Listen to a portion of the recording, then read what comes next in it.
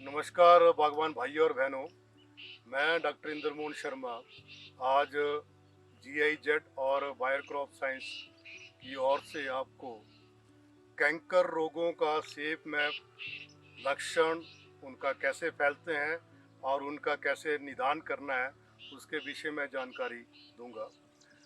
Canker जो रोग हैं वो सेब में एक बहुत ही भयंकर रोग है और ये प्रायः टहनियों के ऊपर और फलों के ऊपर भी कई बार नजर आते हैं। इस रोग का जो कैंकर रोग है वो एक आपको समझना पड़ेगा कि कैंकर क्या है। कैंकर जो भी हम टहनियों के ऊपर, शाखाओं के ऊपर, तने के ऊपर कुछ जख्म देखते हैं जो धसे हुए भी हो सकते हैं, उनमें काले, गुलाबी या फिर आपके भूरे रंग के जो प्राय ये उस कलर के होते हैं। और ये इससे रोग से प्रभावित जो छाल होती है या अंदर लकड़ी तक, ये उसको प्रभाव करता है।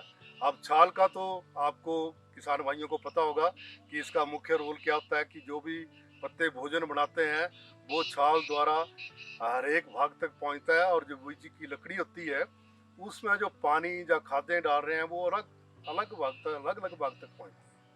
तो इनका जो कैंकर रोग जब आते हैं, जख्म बढ़ने से क्या होता है कि एक जो हम कहते हैं कि सड़क है, उसका जो सारा सिस्टम है, ब्रिज है, वो टूट गया। तो एक सप्लाई लाइन जो है वो पूरी टूट जाती है और पौधा जो है कमज़ोर होकर बाद में मर जाता है। तो जो सेब में जो मुख्य कैंकर जो हमारे को दिखाई देते हैं वो सारे लगभग फफूंद द्वारा उत्पन्न होते हैं। खास करके स्मोकी ब्लाइट कैंकर है जिसको हम धुआंधार कैंकर भी कहते हैं। इसके लक्षण जो शाखाओं के ऊपर, टहनियों के ऊपर ऊपरली तरफ दिखाई देते हैं। जिन बगीचों में प्राय जो प्रूनिंग गलत तरीके से की गई है और लाइट जो है वो सीधी टहनियों के ऊपर आ रही है, उनके जो सनबर्न की वजह से वहाँ पर इस जो स्मोकी ब्लाइट कैंकर है उसके रोग के फैलने के वो एक संभावना ज़्यादा रहती है। ये जो कैंकर की फफूंद है वो इसके पत्तों के ऊपर भी जाती है, वो फ्रॉग आई स्पॉट बनाती है और फलों के ऊपर जाकर ये फल जो होते हैं, जो ब्लैक रॉट जिसको हम कहते हैं, काले हो जाते हैं, नीचे गिरते हैं, सिकुड़ जाते हैं और उन्हीं के ऊपर अगले साल के लिए जो फफूंद है वो उसके ऊपर जीवित रहती है और ऐसे ही टहनी के ऊपर भी जीवित रहती है। दूसरा जो कैंकर जो हम प्राय अपने बगीचों में देखते हैं वो है पिंक कैंकर। उसमें क्या होता है कि जहाँ पर ये कैंकर रोग जख्म बनते हैं वहाँ का जो हिस्सा है वो आपका गुलाबी रंग का हो जाता है। ये यहाँ वहाँ ज़्यादा दिखाई देता है जहाँ पर दो टहनियाँ, स्टेम से दो टहनियाँ निकल रही हैं, फॉर्किंग हो रही है, उसको हम कहते हैं। वहाँ पर इसका जो प्रभाव है ज़्यादा होता है। और ये भी कैंकर जो है ऐसे ही छाल और लकड़ी को प्रभावित करके एक ऊपर से टहनियाँ नीचे को सूखती हैं।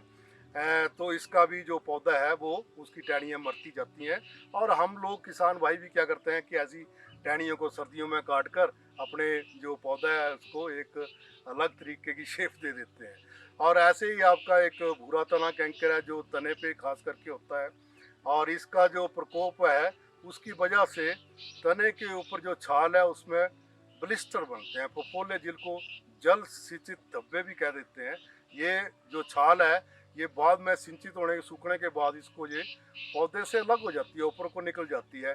या कई बार इसमें पेपरी बार्क के भी सिम्टम के जो लक्षण है वो छोटी टहनियों पर भी नजर आते हैं। फलों पर भी इस रोग का प्रभाव होता है। जो फल हैं उनमें जब ऐसे लगता है जिसको हम वाइट रॉट कहते हैं। ये वाइट रॉट जो फलों में होती है, जब हम ऐसे फलों को काटते हैं तो उनकी जो रॉटिंग होती है, सड़न होती है, वो एक सिलेंडर तरीके से होती है, सिलेंडर के आकार में नीचे को चलती है। और ऐसे फलों में बाद में ऐसे लगता है कि ये पानी से भर गए हैं और बाद में सुकड़ कर आपके बगीचों में ही ये जो रोग है, इसका भी जो स्टेम ब्राउन है, इसका भी वैसे रोग उसमें बगीचों में जीवित रहता है। ऐसे ही एक और कैंकर है जिसको हम काला तना कैंकर कहते हैं। काला तना कैंकर में टहनियों के ऊपर जहाँ आपके प्रूनिंग कट है, खास करके आपने पेंट पेस्ट नहीं लगाया है, और वहाँ पर जो होता है कि जो तनों की छाल है वो काले रंग की हो जाती है और काले रंग की होकर वो बाद में ऐसी टहनियाँ जो है वो मर जाती है। इसी प्रकार जो अगला कैंकर है जिसको हम यूरोपियन कैंकर भी कहते हैं, नेक्ट्रिया द्वारा उत्पन्न होता है। इसमें क्या होता है कि इसके जो आपकी जहाँ बड निकल रही है या स्पर है, उसके इर्द गिर्द का जो हिस्सा होता है वो सूख जाता है और वो बड भी वहाँ से मर जाती है। ऐसे ही ये चारों तरफ घेरा बनाकर फिर ये यहाँ ये जो टहनियाँ हैं, ऐसी टहनियाँ भी सूखती हैं। फलों के ऊपर भी इस फफूंद का जो संक्रमण होता है, जिसको हम आई रॉट लक्षण से जानते हैं, ऐसे जो फलों के ऊपर धसे हुए भूरे रंग के धब्बे होते हैं, जिनमें कई बार बाद में एक आंख के आकार में आकार दिखाई देता है, इसलिए इसको आई रॉट भी कहा जाता है। एक जो नया कैंकर जो है, जिसको हम प्रीनेल कैंकर भी कहते हैं, जाकि कई बार हम उसको रुंदू कैंकर कह देते हैं, क्योंकि टहनियों से जो पानी निकलता है, या फिर जो जहाँ पर आपने कट मारा होता है वहाँ पर वो जो उसकी जो छाल है बाहर की, वो सारी छोटे छोटे ऐसे धागों के रूप में जा फट जाती है, जा और फिडलिंग हो जाती है, उसकी फिडलिंग स्टेज उसको कहते हैं। तो ये भी एक जो इसका भी जो फफूंद है वो भी फलों के ऊपर जाता है, जिसके ऊपर बुल्स आई रॉट जो है, जैसे ग्रैनी स्मिथ एक वैरायटी है, उसके ऊपर इसका प्रकोप काफ़ी देखा गया है। तो ये 6 किस्म के जो कैंकर हैं वो हमारे बगीचों में प्राय हमारे को देखने को मिलते हैं, जो टहनियों के ऊपर जाकर कैंकर के वो जख्म बनाते हैं और फलों के ऊपर उनको रॉटिंग भी करते हैं। और कुछ तो एक दो कैंकर जो है, एक जो स्मोकी ब्लाइट कैंकर है वो पत्तों के ऊपर भी जाता है। अब इस कैंकर के जो मैं बात कर रहा था, इसके जो कारण है वो तो फफूंद है सभी का, पर जब हम पौधों की गलत प्रूनिंग करते हैं, उनमें हवा का प्रभाव और जो सूर्य की किरणें हैं वो ठीक तरीके से नहीं, डायरेक्ट सन पड़ रहा है, तो इन कैंकर का जो प्रकोप है वो बढ़ जाता है। खास करके हम जब पौधे को स्ट्रेस में ले जाते हैं, ज़्यादा पानी दे देते हैं, ज़्यादा खादें दे देते हैं, ज़्यादा फास्फोरस डाल दी या कम डाल दी, उसको स्ट्रेस में लाते हैं, तब भी जो पौधे में जो लेंटी होते हैं या ऐसे घाव होते हैं वो ज़्यादा बनते हैं, जो इन कैंकर रोगों के बीजाणुओं को अंदर जाने में बहुत ही हेल्पफुल हो जाते हैं, बहुत ही सहायक होते हैं और वहाँ जाकर ये संक्रमण करते हैं। तो ये स्ट्रेस की कंडीशन बगीचों में और गलत प्रूनिंग, ये दो तो इसके मुख्य हैं। तीसरा, जब हम प्रूनिंग करते हैं या फलों की तुड़ाई करते हैं, तो जाने अनजाने हम पेड़ के ऊपर घाव बनाते हैं।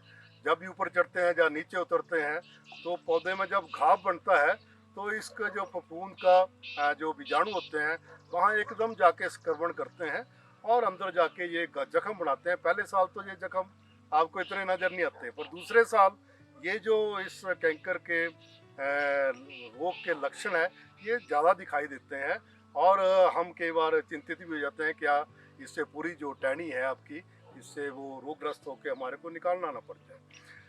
ये दो और जो आपके बगीचों में फल गिरे रहते हैं या कई बार हम प्रूनिंग करते हैं और जो रोगग्रसित टहनी होती हैं उनको भी इकट्ठा करके बगीचे के किनारे सर्दियों में ढेर लगा देते हैं। तो टहनियाँ तो आपने काट दी, इन्फेक्टेड जो भी थी, पर बगीचे के किनारे उनका ढेर लगा दिया, तो वहीं से अगले साल के लिए आपके जो उनके बीजाणु है वहीं उन संक्रमित टहनियों से निकलकर, इन्फेक्टेड टहनियों से निकलकर वहीं आपके बगीचे में रोग फैलेगा और वो जो रोग है आपके पेड़ों को संक्रमण करेगा और वैसे ही लक्षण द्वारा पैदा करेगा। तो ये जो रोग है, इस रोग जो निदान है, उसकी रोकथाम के लिए हमारे को सर्वप्रथम क्या करना है कि सर्दियों में जब हम प्रूनिंग करते हैं उस टाइम हमारे को जो भी रोगग्रस्त टहनियाँ हैं उनको जहाँ से इनका रोग है उससे थोड़ा नीचे आपने इनको काटना है। और काटने के बाद एकदम जो बोडो पेंट है या चुवाटिया पेंट है या इनेमल पेंट है या कॉपर ऑक्सीक्लोराइड लिनसी पेंट बनाते हैं, उनका जो है एकदम आपने लगाना है। ये नहीं करना है कि हम 4 दिन के बाद इनको कवर करेंगे। तो वो जो जख्म है, जो भी आप ये टहनी जो है अंगुल से मोटी काट देते हैं, उसको आपने उस जख्म के ऊपर इन जो पेंट्स का है वो लेप करना है। अब बोडो पेंट जो है उसको बनाने के लिए आपको नीला तोता चाहिए, चूना चाहिए और अलसी का तेल 1 2-3 की रेशो में चाहिए।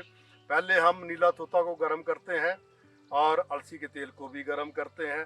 नीला तोता जब गर्म करते हैं तो सफ़ेद रंग का हो जाता है, उसको अच्छी तरह बारीक पीस कर छाननी से छान कर, और ऐसे ही हम जो चूना होता है उसको भी बारीक पीस कर छाननी से किसी से छान कर इन दोनों को मिक्स करते हैं। फिर हम अलसी के तेल जो गर्म होता है उसको नीचे उतार कर जब वो टेम्परेचर में नीचे आता है तो उसको हम इनको तीनों मिक्स कर देते हैं, तो एक बोर्डो पेंट बन जाता है और ये एक बहुत अच्छा पेंट है। ऐसे ही हम चुबाटिया पेंट भी बना सकते हैं कॉपर कार्बोनेट लेके, है ना, रेड लेड लेके, और उसमें आप अलसी का तेल मिक्स करेंगे। जैसे 800 ग्राम हम कॉपर कार्बोनेट लेते हैं, रेड लेड को 800 ग्राम लेते हैं, तो 1 लीटर हम अलसी का तेल लेते हैं। तो इनको आज हम मिक्स करते हैं तो ये आपका चुबाटिया पेंट बन जाता है। ये भी एक बहुत अच्छा पेंट है।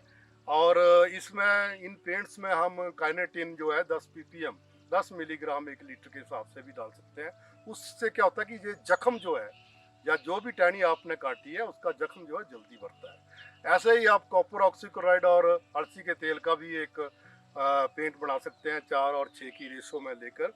और एनेमल पेंट जो आप दरवाज़ों पे पेंट करते हैं वाइट कलर का या पीले रंग का, उसको अगर आप लेकर उसमें 2 चम्मच कार्बनडाजिम जो दवाई है डाल देंगे, उसको भी लगाएंगे तो वो जो पेंट है इनके जख्म नहीं बढ़ने देगा और टहनियों को पूरी कवरिंग देगा। दूसरा काम आपने करना है कि ये जो जख्म इनके ऊपर कैंकर के बने हुए हैं उनको आपने सर्दियों में हरे भाग तक खुरच कर उसके ऊपर ये जो पेंट है ये अच्छी तरह लगाने हैं। ये बहुत एक ज़रूरी काम होता है और जब आप लगाएंगे तो ये भरते चले जाएंगे।